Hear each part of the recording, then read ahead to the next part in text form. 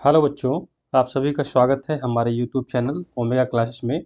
आज हम लोग एनसीईआरटी क्लास 10th के चैप्टर नंबर 8.1 के क्वेश्चन नंबर 9 और उसके आगे आने वाले सभी प्रश्नों को हम लोग एक एक करके देखेंगे।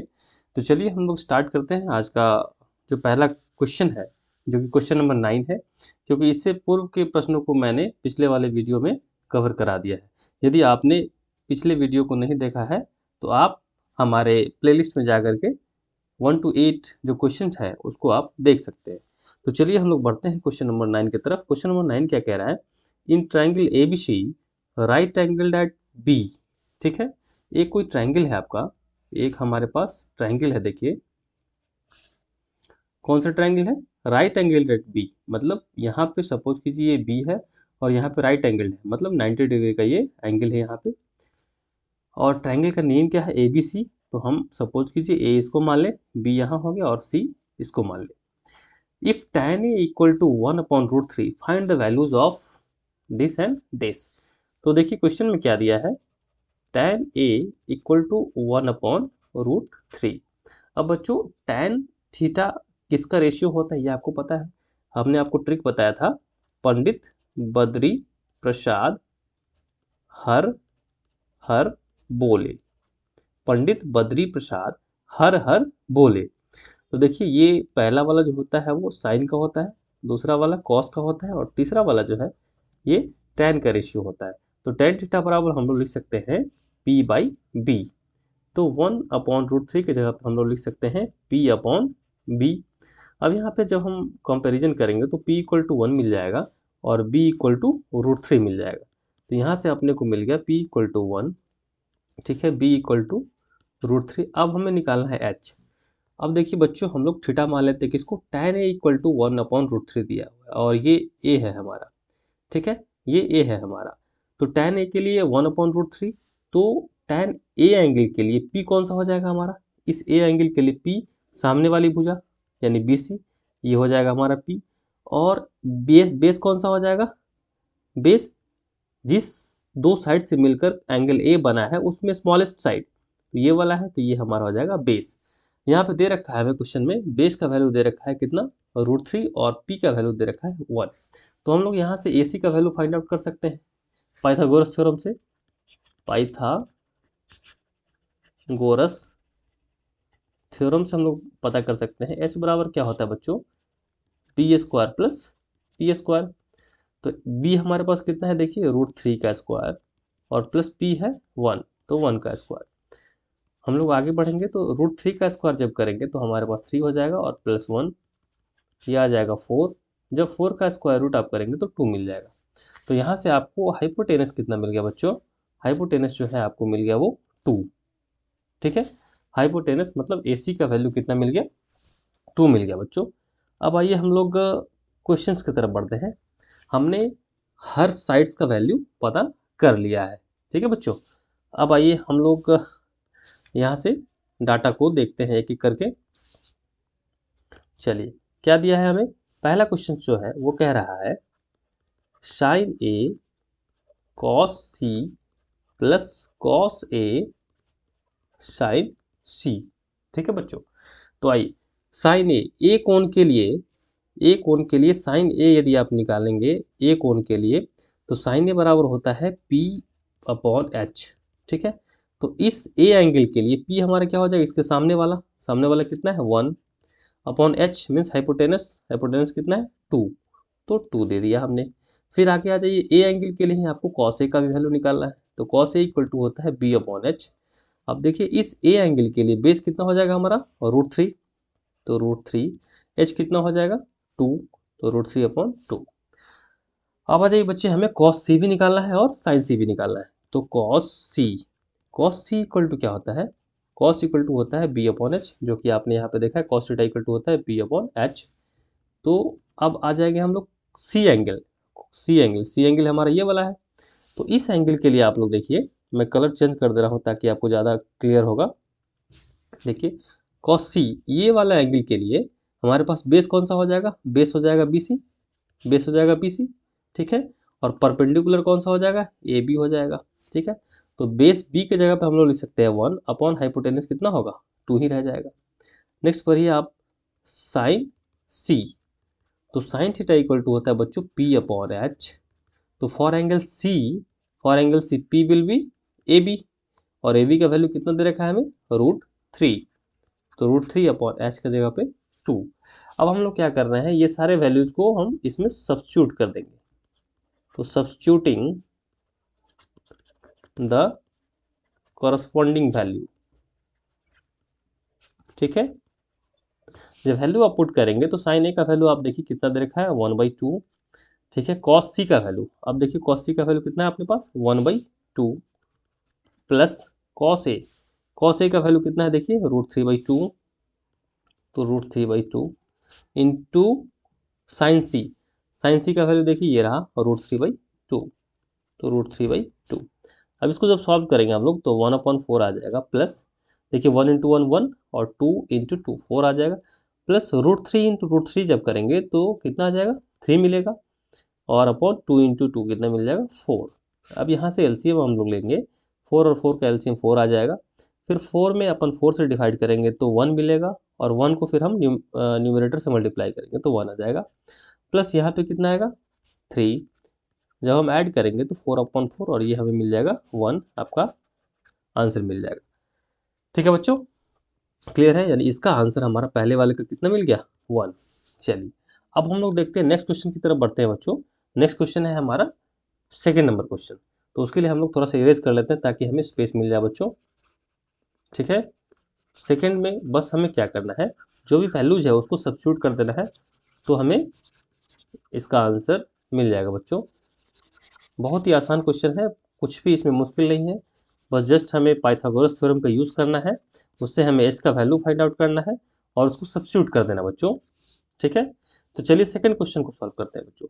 सेकंड क्वेश्चन है cos A into cos C minus sign A into sine सी, और हम लोगों ने वैल्यू सब सारा वैल्यू जो है वो फाइंड आउट कर लिया है। तो कॉस ए का वैल्यू आपका है कितना √3/2। तो हम लोग यहाँ पे पुट कर देते हैं √3/2 इंटू कॉस सी का वैल्यू देखिए यहाँ पे 1/2 है, तो 1/2 यहाँ पे सब्स्टिट्यूट कर दे रहे हैं, माइनस साइन ए का वैल्यू देखिए 1/2 है, तो हम लोग यहाँ पे 1/2 पुट कर देते हैं, इंटू साइन सी।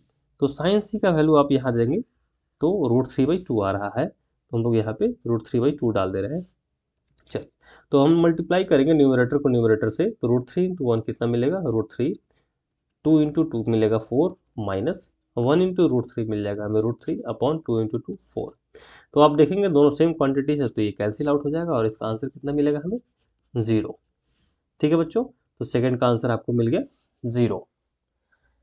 क्लियर है बच्चों, उम्मीद है आपको ये क्वेश्चन समझ में आ गया होगा। चलिए अब हम लोग नेक्स्ट क्वेश्चन की तरफ बढ़ते हैं, क्वेश्चन नंबर 10 की तरफ बढ़ते हैं। देखिए क्वेश्चन नंबर 10 में कह रहा है in triangle P Q R right angle at Q. चलिए तो हम लोग एक ट्राइंगल बना लेते हैं, राइट एंगल ट्राइंगल, ठीक है बच्चों। पी क्यू आर, यहाँ पी ले लेते हैं और राइट एंगल है क्यू पे, तो इसको हम लोग को क्यू मानना पड़ेगा और यहाँ पे आर देना पड़ेगा, ठीक है बच्चों। अब देखिए क्या कह रहा है, अब क्वेश्चन में कह रहा है कि P R plus Q are कितना है 25, ठीक है, ये क्वेश्चन में है। यानी हम लोग लिख सकते हैं given P R plus Q R equal to 25, ठीक है, and P Q equal to कितना दे रखा है 5। तो देखिए पी क्यू ये वाला रहा हमारा लाइन, तो पी क्यू को हम लोग लिख देते हैं यहाँ पे 5, ठीक है बच्चों। अब देखिए P R plus Q R equal to 25 है, तो हम लोग क्या करते हैं, suppose P R equal to x. तो जब पी आर एक्स हो जाएगा तो पी आर और plus Q R equal to हमारे पास 25 है, तो पी आर को हमने एक्स माना, तो क्यू आर बच्चों कितना हो जाएगा देखिए 25। क्यू आर कितना हो जाएगा, यहाँ से आपको मिल जाएगा Q R equal to 25 minus x, ठीक है। तो हम लोग क्या कर रहे हैं बच्चों, हम लोग पी आर को हम लोग एक्स मान लिए, तो क्यू आर कितना मिल जाएगा 25 माइनस एक्स, क्योंकि दोनों का सम हमें क्वेश्चन में दिया है वो है 25। क्लियर है बच्चों।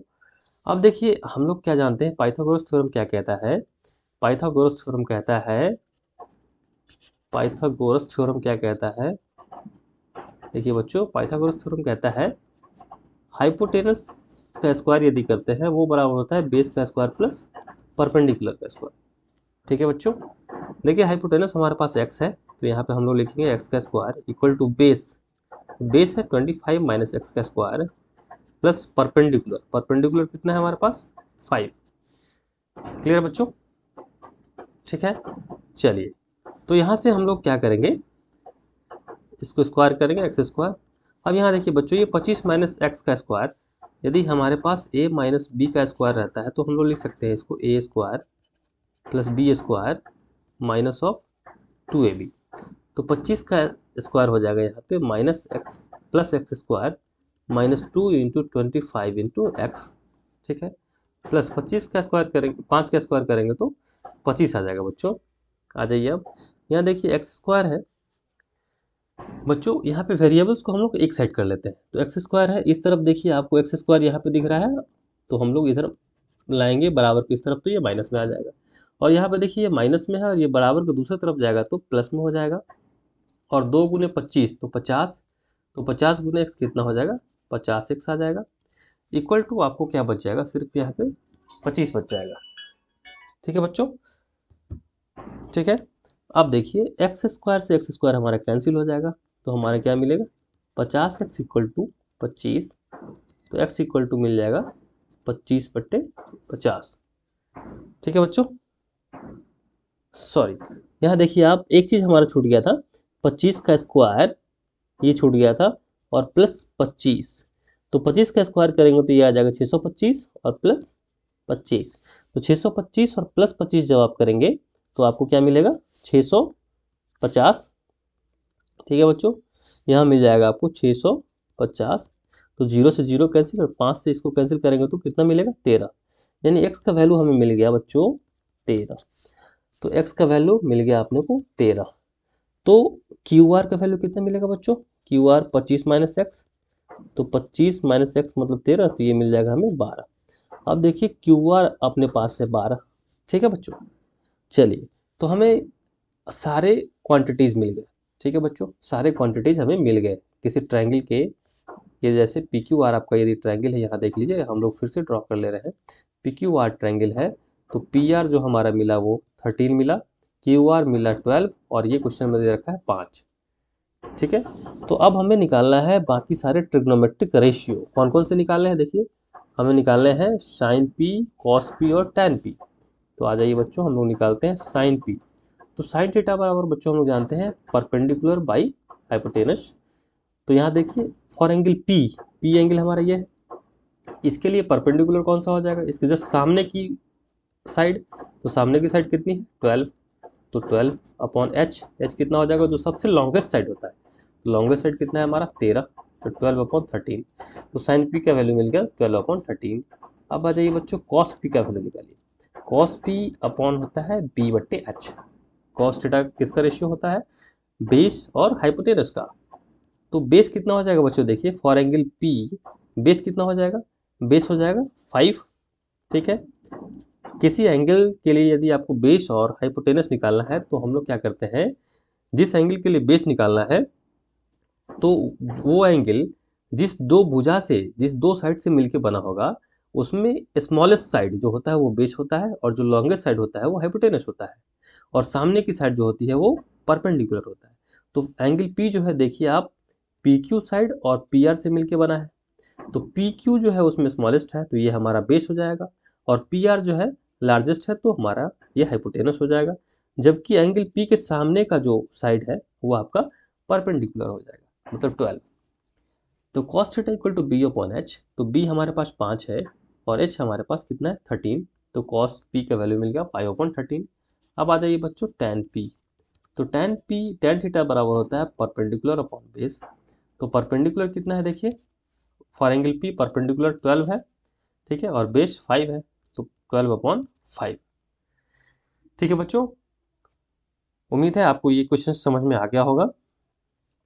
चलिए नेक्स्ट क्वेश्चन की तरफ हम लोग बढ़ते हैं, क्वेश्चन नंबर 11। देखिए क्वेश्चन नंबर 11 में हमें कुछ स्टेटमेंट दिए गए हैं, उसको ट्रू और फॉल्स पता करना है कि या तो ये स्टेटमेंट ट्रू है या फॉल्स है, और यदि ये ट्रू या फॉल्स है तो उसको जस्टिफाई भी करना है, मतलब इसके कारण को भी आपको बताना है कि ये ट्रू है तो क्यों ट्रू है और फॉल्स है तो क्यों फॉल्स है। तो चलिए पहला क्वेश्चन देखते हैं। पहला क्वेश्चन कह रहा है the values of tan a is always less than 1। ठीक है। तो ये आपका स्टेटमेंट जो है वो फॉल्स हो जाएगा। क्यों फॉल्स होगा बच्चों, वो हम लोग देखते हैं। चलिए सबसे पहले हम लोग एक ट्राइंगल ड्रॉ करते हैं बच्चों। देखिए ट्राइंगल हमने ड्रॉ किया, हम लोग ये थीटा ले लेते हैं, ये राइट एंगल है हमारा। तो जब ये थीटा हो जाएगा तो परपेंडिकुलर कौन सा हो जाएगा, ये परपेंडिकुलर होगा और ये बेस हो जाएगा और ये वाली साइड हमारी हाइपोटेनस हो जाएगी। ठीक है। चलिए तो हमें बताना है कि tan थीटा का वैल्यू जो है लेस देन 1 होता है क्या, हमेशा। यहाँ कह रहा है हमेशा। तो सपोज कीजिए आप यहाँ पे ये 3 ले लेते हैं और p की जगह पे 4 ले लेते हैं, h की जगह पे 5। देखो ट्रिपलेट होता है, 3 4 5 ट्रिपलेट होता है। यदि आप आगे बढ़े तो 5 12 13 ये सब भी ट्रिपलेट होता है, जो कि पाइथागोरस थ्योरम को फुलफिल करता है। तो यहाँ पे यदि हम बेस को 3 ले लें, परपेंडिकुलर 4 ले लें, हाइपोटेनस 5 ले लें, तो इसमें हम लोग निकालते हैं। देखिए tan थीटा बराबर होता है p अपॉन बी। तो p की जगह पे कितना है, देखिए 4 अपॉन 3। तो 4 अपॉन 3 देखेंगे तो ये क्या है, आपको 1 से बड़ा है, 1 से बड़ा है। तो क्या 1 से छोटा है, ये नहीं, 1 से छोटा नहीं है, ये 1 से बड़ा है। तो यहाँ पे हमें स्टेटमेंट में कह रहा था कि हमेशा 1 से कम होता है tan थीटा का वैल्यू, लेकिन हमने यहाँ पे क्या देखा कि tan थीटा का वैल्यू 1 से ज़्यादा है। ठीक है, यानी ये हमारा स्टेटमेंट गलत है। tan थीटा का वैल्यू 1 से बड़ा भी हो सकता है बच्चों, tan थीटा का वैल्यू 1 से छोटा भी हो सकता है और tan थीटा का वैल्यू 1 भी हो सकता है। चलिए ऐसा ले ले, हम एक दूसरा एग्जाम्पल मैं आपको लेता हूँ। जैसे थीटा में यहाँ हमने थीटा माना, इसको हमने 3 कर दिया, यहाँ 4 कर दिया और इसको 5 कर दिया। तो यहाँ पे आप क्या देखेंगे बच्चों, tan थीटा इक्वल टू आएगा p अपॉन बी। तो फॉर एंगल थीटा, अब p हमने क्या किया, 3 को ले लिया, तो यहाँ पे आ जाएगा 3/4। ठीक है, यहाँ पे देखेंगे 3/4 जो है वो लेस देन 1 है। तो इस स्टेटमेंट को सेटिस्फाई कर रहा है कि हाँ 1 से कम होता है, लेकिन ऑलवेज कम होता है। स्टेटमेंट क्या, ऑलवेज कम होता है, हमेशा कम नहीं होता है। 1 से कम भी हो सकता है, 1 से ज़्यादा भी हो सकता है और 1 भी हो सकता है। ठीक है बच्चों, तो ये स्टेटमेंट हमारा फॉल्स था। ठीक है, चलिए नेक्स्ट क्वेश्चन देखते हैं हम लोग बच्चों। नेक्स्ट क्वेश्चन देखते हैं, क्वेश्चन नंबर 2। क्वेश्चन नंबर 2 कह रहा है कि sec a equal to 12/5 for some value of angle A. तो चलिए हम लोग सबसे पहले एक ट्राइंगल ड्रॉ करेंगे। अब हम इसको ए मान लेते हैं बच्चों। ठीक है, ये राइट एंगल है। ठीक है, अब सेक ए बच्चों बताएंगे आप कि सेक ए जो है किसका रेशियो है। तो सेक ए जो है वो कॉस का उल्टा होता है, तो कॉस का उल्टा एच अपॉन बी हो जाएगा। ठीक है, तो h अब यहाँ पे क्या हमें दिया हुआ है वैल्यू 12/5। तो यहाँ पे हम लोग लिखेंगे 12/5। जब आप कंपेरिजन करेंगे तो h की वैल्यू 12 मिलेगी और b की वैल्यू कितनी मिलेगी, 5। तो यहाँ से अपन फॉर एंगल a यदि लेते हैं तो h हमारा कितना मिलेगा, h कौन सा होगा, ये वाला h होगा, इसकी वैल्यू कितनी है 12। और बेस, बेस हमारा कौन सा हो जाएगा, मान लीजिए ए बी सी ट्राइंगल है, तो बेस हमारा ये हो जाएगा और बेस की वैल्यू कितनी दे रखी है, 5। तो कह रहा है कि सेक ए के लिए यदि 12/5 है for some value of angle A, तो ये सही है क्या। तो ये बच्चों ये ट्रू होगा। क्यों ट्रू होगा, देखिए क्योंकि यहाँ पे जब आप बेस 5 लेंगे, हाइपोटेनस 12 लेंगे, तो एंगल समथिंग 12 से छोटा आएगा। ये परपेंडिकुलर जो है वो समथिंग 12 से छोटा आएगा। उसको आप निकाल सकते हैं 12 स्क्वायर माइनस 5 स्क्वायर, तो ये 144 माइनस 25। ठीक है, तो यहाँ पे जब सब्सट्रैक्ट करेंगे तो 9 आएगा यहाँ पे, और 3 माइनस 2 1 1, तो समथिंग ये 11 पॉइंट समथिंग आएगा। तो आप देखिए कि इस ट्राइंगल में हाइपोटेनस सबसे बड़ा है। ठीक है, हाइपोटेनस सबसे बड़ा है बेस से, तो इस कारण से हमारा ये स्टेटमेंट सही हो जाएगा। तो लिखेंगे यहाँ पे जस्टिफिकेशन में कि हाइपोटेनस इज लॉन्गेस्ट साइड। ठीक है, hence statement 2 is correct. Statement 2 is correct. ठीक है बच्चों, चलिए अब बढ़ते हैं हम लोग क्वेश्चन नंबर 3 की तरफ। क्वेश्चन नंबर 4 की तरफ। 4 क्या कह रहा है कि cot A is the product of cot and cot A. तो ये आपको बच्चों फॉल्स है। क्यों फॉल्स है, कि कॉट ए जो है, कॉट ए ये एक सिंगल टर्म है, ये सिंगल टर्म है। ठीक है, कॉट ए जो है सिंगल टर्म है। ठीक है, इसको हम लोग कॉट ए को कॉट इंटू ए नहीं लिख सकते हैं बच्चों। ठीक है, ये ऐसा नहीं होता है। क्यों, क्योंकि कॉट ए जो है हमारा वो सिंगल टर्म है। क्लियर है बच्चों, तो इसीलिए हमारा ये स्टेटमेंट फॉल्स हो जाएगा। नेक्स्ट देखते हैं हम लोग क्वेश्चन नंबर 5। क्वेश्चन नंबर 5 देखते हैं। क्वेश्चन नंबर 5 क्या कह रहा है कि sine theta equal to 4/3 for some angle theta. तो चलिए, साइन थीटा इक्वल टू क्या होता है बच्चों, परपेंडिकुलर अपॉन हाइपोटेनस। ठीक है, अब कंपेरिजन करते हैं तो P इक्वल टू हमें मिलता है बच्चों कितना 4 और H इक्वल टू मिलता है 3। अब इसको हम लोग ट्रायंगल पर रिप्रेजेंट करते हैं। देखिए, ये एंगल हम लोग थीटा लेते हैं यदि हम लोग ABC ट्रायंगल मानते हैं। ठीक है, तो perpendicular for angle theta perpendicular AB हो जाएगा, यानी थीटा के सामने का जो साइड होता है वो परपेंडिकुलर होता है। तो ये हमें दिया हुआ है 4 एंड हाइपोटेनस कितना दिया है 3, तो हाइपोटेनस कौन सा हो जाएगा AC। ठीक है, ये दिया हुआ 3। तो देखिए बच्चों, किसी भी ट्रायंगल में हाइपोटेनस कभी छोटा हो सकता है क्या? हाइपोटेनस कभी भी परपेंडिकुलर से छोटा हो सकता है क्या? कभी नहीं हो सकता बच्चों, कभी नहीं हो सकता है, ये गलत है। तो हम कह सकते हैं कि here H equal to 3 is less than perpendicular कितना है 4। ठीक है, हेंस स्टेटमेंट 5 इज इनकरेक्ट। ठीक है बच्चों, क्लियर है आपको? यहाँ पे सिंपल हम लिखेंगे कि in this triangle hypotenuse is smaller than perpendicular which is not possible, hence statement 5 is incorrect. तो बच्चों, इस तरीके से हमने 8.1 के रिमेनिंग क्वेश्चंस को सॉल्व किया। यदि आपको ये वीडियो अच्छी लगी है तो आप काइंडली हमारे चैनल को सब्सक्राइब करें, वीडियोस को लाइक करें, शेयर करें एंड कमेंट करें। Thanks for watching my video.